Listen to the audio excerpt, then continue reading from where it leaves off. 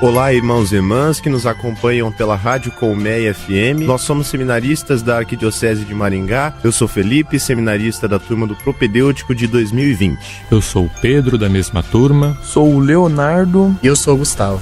E passamos a transmitir agora o terceiro encontro dos grupos de reflexão da campanha da Fraternidade. Senhor, quem entrará no santuário pra te louvar? Senhor, quem entrará no santuário pra te louvar? Quem tem as mãos limpas e o coração puro, quem não é vaidoso e sabe amar. Quem tem as mãos limpas e o coração puro, quem não é vaidoso e sabe amar. Senhor, eu quero entrar no santuário pra te louvar. Senhor, eu quero. Traçar o sinal da cruz em nosso corpo é acolher o abraço carinhoso da Santíssima Trindade e recordar que estamos em comunhão com uma multidão de pessoas que vivem a mesma fé. Conscientes dessa grande graça, iniciemos o nosso encontro. Em nome do Pai, do Filho e do Espírito Santo. Amém. O ódio, o rancor ou a mágoa que nutrimos por alguém são sentimentos que nos afastam de Deus. Ao romper o relacionamento fraterno com um irmão ou uma irmã, rompemos o relacionamento com Deus, mesmo que estejamos dentro da nossa razão. Vivemos numa cultura em que impera o olho por olho e o dente por dente. Quer dizer, ninguém é capaz de levar o mínimo desaforo para casa, nem mesmo de tolerar qualquer fragilidade dos outros. Responda para si mesmo. Eu guardo mágoa de alguém no coração? Já rompi uma amizade por me sentir ofendido por uma palavra ou gesto? Já me afastei de alguém porque não tolerava seu modo de agir, usando a expressão popular, meu santo não bate com o dele? Perdão, Jesus, pelas vezes que não conseguimos perdoar. O Evangelho é claro. O cristão deve perdoar 70 vezes 7 o seu irmão, ou seja, perdoar sempre. E mais ainda, o cristão deve amar até mesmo os inimigos e rezar por eles. Será que somos capazes de perdoar? Tende piedade, tende piedade, tende piedade de nós, ó Senhor. Tende piedade, nosso povo é... A Igreja nos oferece, por meio do sacramento da reconciliação, o caminho para vivermos reconciliados com Deus e termos força para perdoar a quem nos ofende e nos magoa. Ao nos aproximarmos deste sacramento, no entanto, precisamos a coragem de nos acusar. O Papa Francisco nos alerta para um perigo. Muitas vezes, vamos pedir perdão ao Senhor justificando-nos, vendo o que de mal fizeram os outros. A atitude correta é reconhecer que, infelizmente, eu pequei. E Deus perdoa-nos quantas vezes formos até Ele, com o coração arrependido. Por isso, precisamos ter a mesma atitude para com os outros. Digamos juntos a oração do Papa Francisco. Sois grande, Senhor, concedestes-me muitas graças, mas infelizmente pequei. Perdoai-me. Sim, perdoo-te 70 vezes 7, contanto que perdoes os outros. Que o Senhor nos faça entender tudo isto. Um cristão autêntico tem a Bíblia como GPS, que indica o caminho para Deus. Busque em sua Bíblia o Evangelho de Mateus 5, do versículo 38 ao 44, e acompanhe conosco a leitura. Louvor e glória a ti, Senhor. Cristo palavra, Cristo palavra, Cristo palavra de Deus. Proclamação do Evangelho de Jesus Cristo, segundo Mateus. Vocês ouviram o que foi dito, olho por olho e dente por dente. Eu, porém, lhes digo, não se vinguem de quem fez o mal a vocês. Pelo contrário, se alguém lhe dá um tapa na face direita, ofereça também a esquerda. Se alguém faz um processo para tomar de você a túnica, deixe também o manto. Se alguém obriga você a andar 1 quilômetro, caminhe 2 quilômetros com ele. Dê a quem lhe pedir, e não vire as costas a quem lhe pedir emprestado. Vocês ouviram o que foi dito, ame o seu próximo e odeie o seu inimigo. Eu, porém, lhes digo, amem os seus inimigos e rezem por aqueles que perseguem você. Palavra da salvação. Glória a vós, Senhor. Coloquemo-nos em atitude de oração e façamos a leitura orante desse texto bíblico, conduzidos por Dom José Antônio Peso, arcebispo de Curitiba. Chegamos ao terceiro encontro de uma sequência de 5 em grupos de famílias ou círculos bíblicos ou outras expressões comunitárias. Estamos no caminho da Páscoa. Queremos vivê-la não apenas como um fato do passado, mas como experiência do presente e uma experiência transformadora que começa de dentro, a partir de dentro de nós.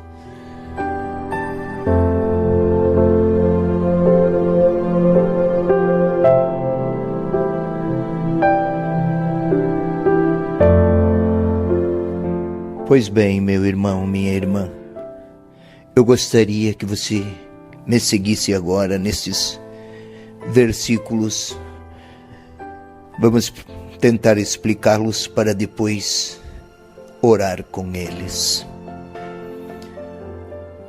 Ouvistes o que foi dito, olho por olho, dente por dente. É isso mesmo que no Antigo Testamento se propunha. No Êxodo, capítulo 20, Êxodo 21, 24, tem esta orientação. Olho por olho, dente por dente. Mas para a época do Êxodo, olha, o Êxodo foi lá pelos anos 1100 a.C.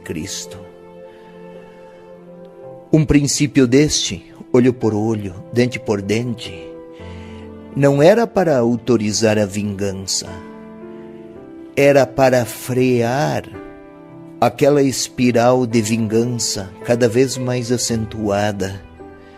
Isto é, nunca alguém se vingava somente daquele mal que lhe fora infligido. Ao vingar-se era o direito do tempo. Ao vingar-se sempre as pessoas excediam o seu direito e vingavam-se mais do que o que tinha lhe sido infligido. Então, aquilo que era autorizado, mas com intenções de limitar o direito à vingança, ao chegar ao tempo de Jesus, é um direito suprimido por um outro valor. Eu, porém, vos digo. Esta palavra de Jesus, eu, porém, vos digo, o evangelista destaca para que o leitor de qualquer tempo compreenda que a autoridade de Jesus é superior àquela do Antigo Testamento. Ele revela quem é Deus muito mais do que qualquer outro texto do Antigo Testamento. E o que diz ele? Não ofereçais resistência ao malvado. Ao contrário, ao que te bater na face direita, oferece-lhe também a outra. Vamos ver nos próximos dias, na celebração da Páscoa, que Jesus foi esbofeteado. Não reagiu. Por que ele propõe isso? Parece quase uma estupidez. É que Deus não reage ao mal com maldade ou com dureza. Lá onde se apresenta a maldade e a aspereza, Jesus propõe algo que proceda de Deus, não do coração humano ferido. Se Deus não se vinga, não sejamos nós os vingadores. Se alguém te bate na face direita, oferece-lhe também a outra. Não se trata aqui de buscar a surra, o golpe, a violência, aceitar ou gostar de sofrê-la. Não. É para que cessemos com os gestos de violência, e na atualidade há muita violência que se espraia por toda parte. Começa pelas palavras, segue por gestos e ao final, quantas lágrimas derramadas pela maldade expressa com gestos violentos. Ao que quiser processar para tomar tua túnica, dá-lhe também o manto. Não se trata aqui de aceitar resignadamente todas as injustiças, é para poder desautorizar as injustiças e as maldades. Não se trata de andar desnudo por qualquer parte. Não é essa literalidade que o Senhor quer propor. Ele quer, pretende, pede isso, porque Ele também assim o fez. Que deixemos que a bondade de Deus triunfe sobre a maldade de quem nos golpeia. Ouvistes o que foi dito, estou no versículo 43. Amarás o teu próximo, odiarás o teu inimigo.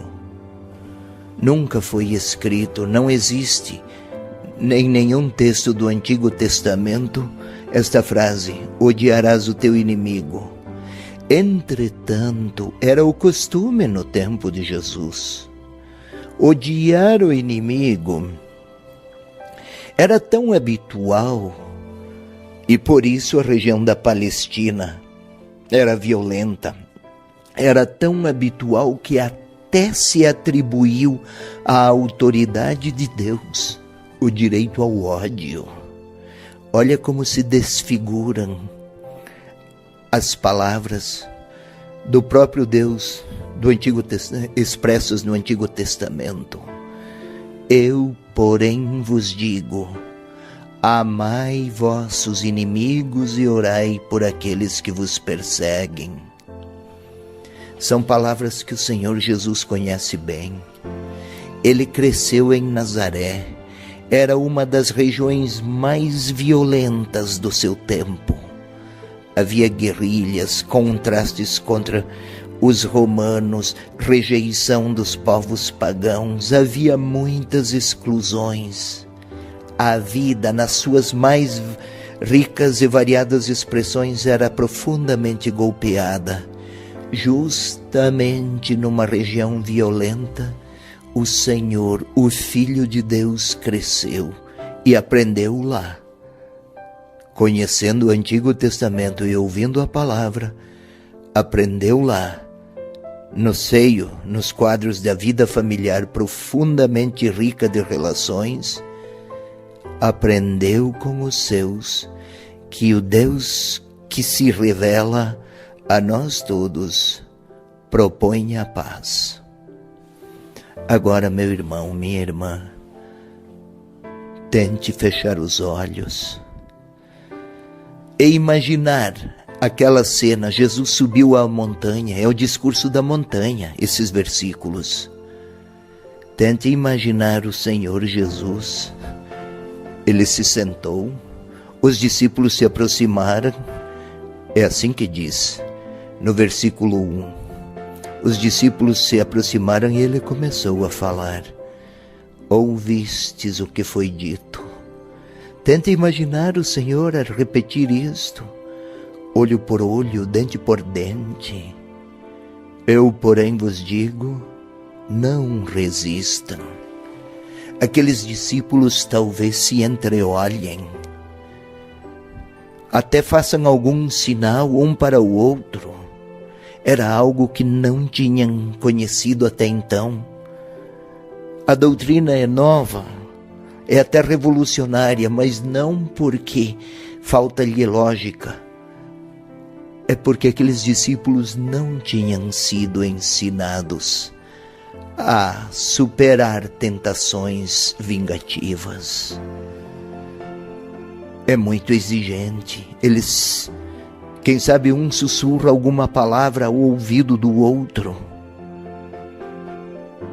E Jesus continua a falar: se alguém te bater na face direita, oferece-lhe também a outra. Incomum.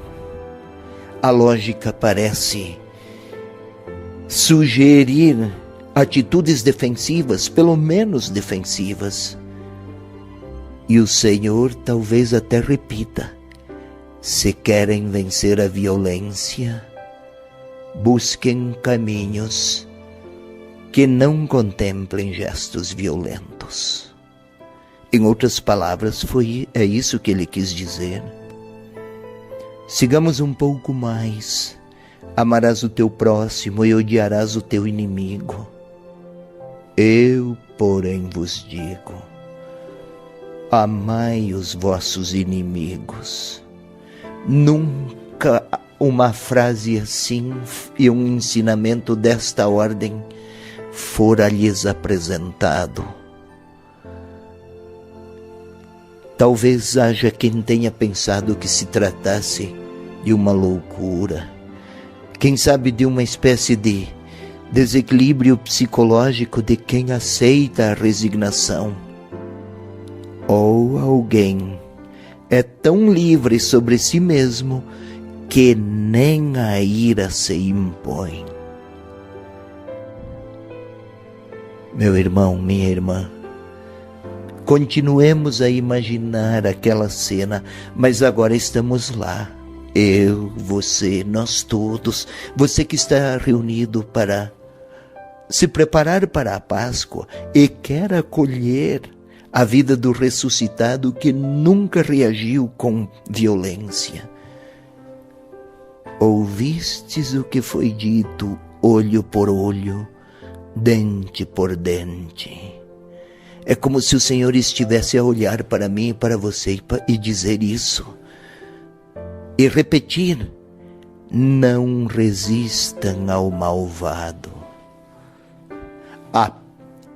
É como se quisesse pedir e ensinar que qualquer resistência à maldade realimenta a maldade do mal. Onde encontrar forças? Como encontrar forças para perdoar? Talvez nem consigamos. Então vamos pedir ao Senhor Jesus que venha perdoar em nós aqueles que nós ainda não conseguimos perdoar. Eu não consigo, Ele consegue. Sigamos um pouco mais. Se alguém te bate numa face, oferece-lhe a outra. Já explicado, não se trata de gostar de apanhar, mas de assumir aqueles comportamentos que neutralizam os ímpetos, a violência, a indelicadeza, a grosseria, a palavra ofensiva. E o Senhor olha para mim e talvez eu me recorde que eu ofendi, que já reagi, que diante de situações de injustiça eu vociferei e usei palavras maledicentes. Talvez o Senhor até me pergunte: você tem inimigos?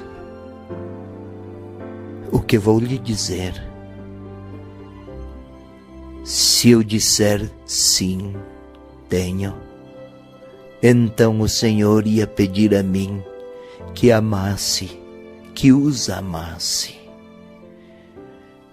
Parece que as minhas forças são absolutamente insuficientes. Claro que são, somos tão humanos. Mas se deixarmos que seja Ele a falar, e não nós, as palavras não serão palavras que ferem. Então agora, meu irmão, minha irmã, eu poderia lembrar daquela pessoa que não foi correta comigo diante do Senhor.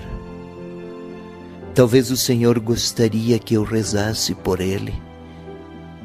Seguramente seria esse o pedido.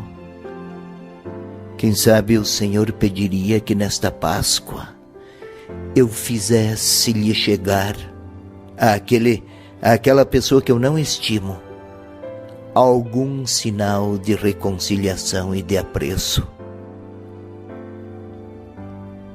O que o Senhor gostaria de conversar comigo sobre aquela pessoa que me custa aceitar? Talvez seja este o assunto que Ele deseja nos apresentar. O que vou responder a Ele? É hora da minha palavra orante, mas é hora de eu falar alguma coisa ao Senhor. Assunto: aquela pessoa que me custa aceitar ou me custa perdoar. Agora é a minha oração. Convidamos agora você que está em casa a se preparar para uma dinâmica. Pegue um pedaço de papel, uma caneta, uma vela e um fósforo. Cada um de nós certamente já foi ferido, magoado ou traído por alguém que amava muito. Isso quebra a confiança e rompe a fraternidade. Também há pessoas com quem convivemos e, apesar de não as odiar, cultivamos o sentimento de indiferença. Traga em sua memória o rosto dessas pessoas. No papel, escreva o nome dessas pessoas que você provavelmente ainda não conseguiu perdoar e nem amar. Agora, repita conosco a oração que iremos rezar, depois queime esse papel na chama da vela. Senhor, eu quero perdoar, como vós me perdoastes. Cura, Senhor, onde dói. Cura, Senhor, vem aqui. Cura, Senhor, onde eu não posso ir.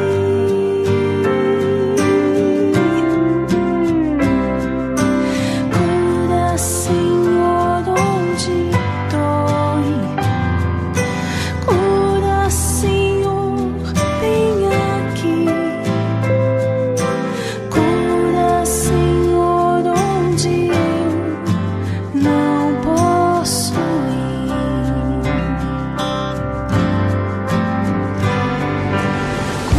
Testemunho, uma obra em prol da vida. Pesquisas apontam que 80% dos brasileiros são contra o aborto. Entretanto, existe uma militância abortista que usa de propaganda massiva para tentar afetar a opinião, a educação e alterar leis. Neste contexto em que a vida é ameaçada, nasceu a Casa Pró-Vida Mãe Imaculada, em Curitiba, uma obra caritativa ligada à Congregação dos Padres Marianos da Imaculada Conceição, que visa proclamar o Evangelho da vida e denunciar a cultura de morte. A Casa Pró-Vida Mãe Imaculada se dedica a atender mulheres grávidas em risco de aborto, oferecendo-lhes todo o suporte, de acordo com a necessidade da mãe, podendo ser material, jurídico, médico, psicológico e espiritual, e com o objetivo de salvar vidas. Além disso, a casa também acolhe mulheres que já abortaram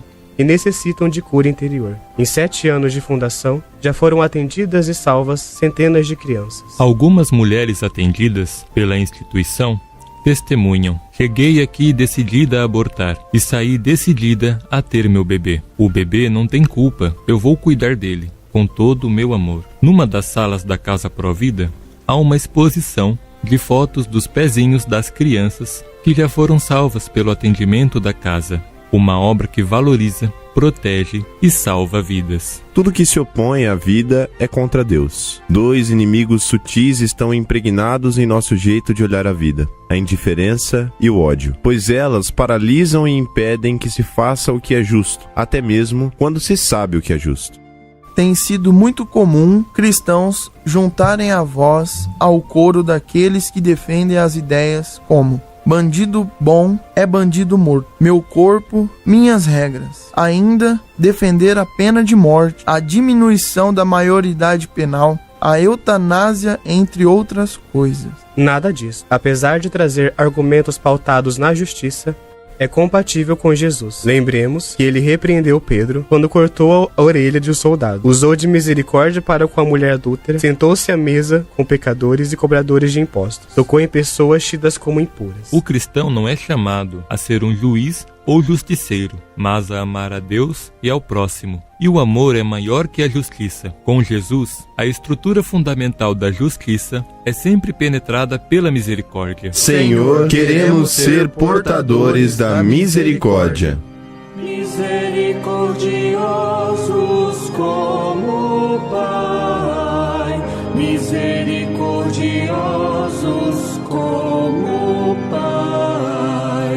Invocamos a misericórdia do Pai, dizendo: pelas vezes em que não conseguimos perdoar a quem nos ofende, perdoai-nos, Senhor. Pelas vezes que julgamos o nosso irmão, perdoai-nos, Senhor. Porque às vezes acreditamos que a violência será superada com mais violência, perdoai-nos, Senhor. Por darmos um jeito de excluir da nossa vida aqueles que nos desagradam, perdoai-nos, Senhor. Entregamos tudo ao nosso Pai, que é misericórdia, rezando a oração do Pai Nosso, tomando consciência do que pedimos. Perdoai as nossas ofensas, assim como nós perdoamos a quem nos tem ofendido. Pai nosso, que estais nos céus, santificado seja o vosso nome. Venha a nós o vosso reino. Seja feita a vossa vontade, assim na terra como no céu. O pão nosso de cada dia nos dai hoje. Perdoai-nos as nossas ofensas, assim como nós perdoamos a quem nos tem ofendido.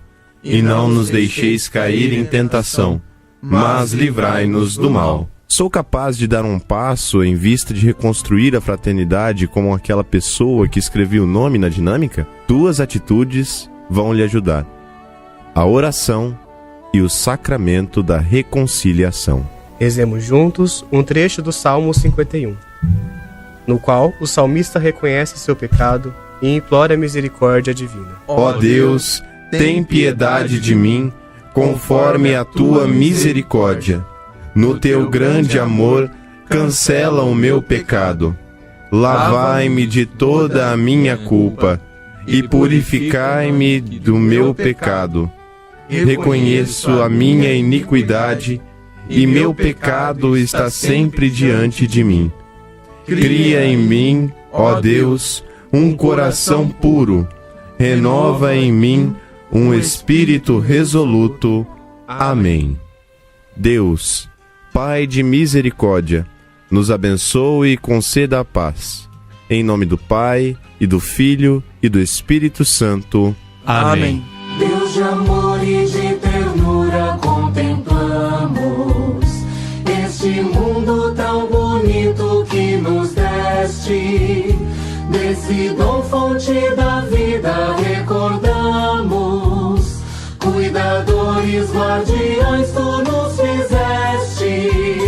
Peregrinos, aprendemos nesta estrada o que o bom samaritano ensinou.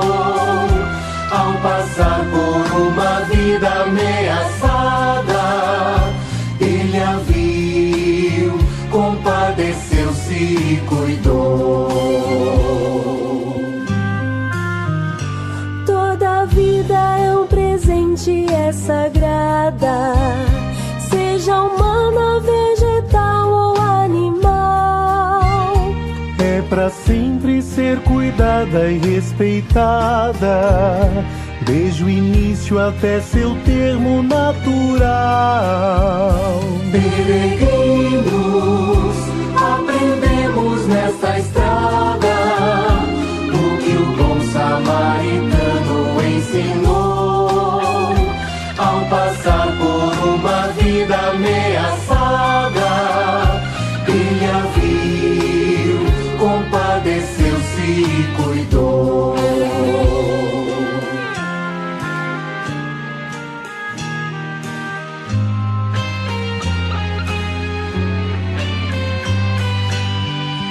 Tua glória é o homem vivo, Deus da vida. Ver felizes os teus filhos, tuas filhas. É a justiça para todos sem medida. É formarmos no amor bela família. Peregrinos, aprendemos nesta estrada o que o bom samaritano ensinou. Ao passar por uma vida ameaçada, ele a viu, compadeceu-se e cuidou. Mata a vida o vírus torpe da ganância, da violência, da mentira e da ambição, mas também o preconceito, a intolerância. O caminho é a justiça e conversão. Peregrinos, aprendemos nesta estrada o que o bom samaritano ensinou. Ao passar por uma vida